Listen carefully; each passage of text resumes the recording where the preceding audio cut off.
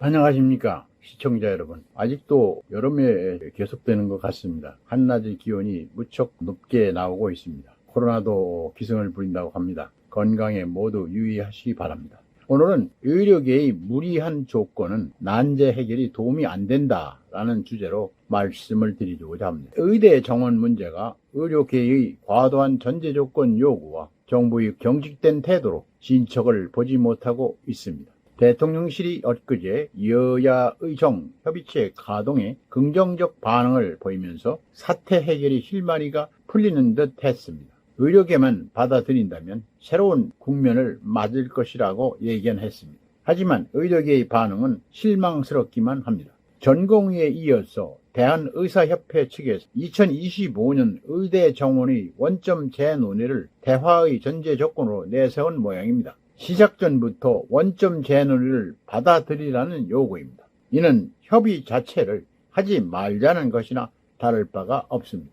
전국 대학들이 2025학년도 수시 모집 원서 접수가 월요일인 9일 시작됐습니다. 전국 의과대학 39곳의 모집 정원은 전년보다 1,497명이 늘어난 4,610명으로 이 중 3,118명 67.6%입니다. 3,118명을 수시로 뽑기 때문에 현실적으로 내년 모집 정원 문제는 더 이상 손대기가 어렵습니다. 따라서 전공의나 의사단체의 요구대로 이를 백지화한다면 엄청난 부작용이 따를 것입니다. 또 다른 가처분이라든가 또는 손해배상 등 소송전이 시작될 것이기 때문입니다.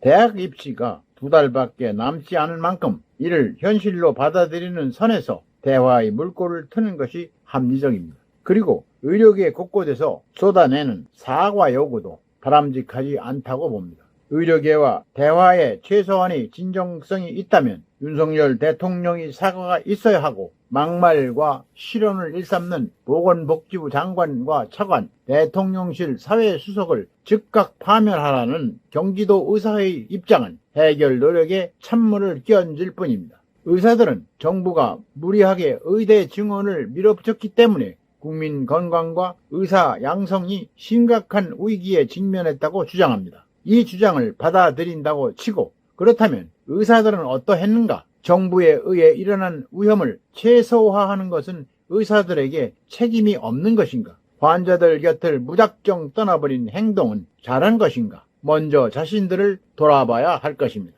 실제로 전공의들이 병원을 떠난 이후에 많은 환자가 응급실을 찾다가 숨졌습니다. 제때 진료를 받지 못하는 중증 환자들의 고통은 또 얼마나 막심한 것입니까? 꼬일 대로 꼬인 실타래는 대화로 풀 수밖에 없습니다. 이제 와서 잘잘못을 따진다는 것은 대화에 방해만 됩니다. 정부와 여야가 여야의정 협의체에 대해 공감대를 표시한 만큼 의사단체와 전공의 그리고 의대생들이 동참이 필요합니다. 정치권 중재로 어렵게 마련된 협상 기회를 놓치면 의료계와 정부 모두 궁지에 몰리게 됩니다. 국민을 벼랑 끝으로 모으는 자존심 싸움은 이제 여기서 멈춰야 합니다. 이런 국면에서 여야의정협의체 제안을 환영한다고 한 서울의대 그리고 서울대 병원 교수 비상대책위원회의 성명은 다행스럽습니다. 의대 증원을 포함한 의료계획은 시대적 대의입니다. 지난 27년 동안 의대 정원이 전혀 늘지 않았다는 것은 그 자체로 비정상입니다.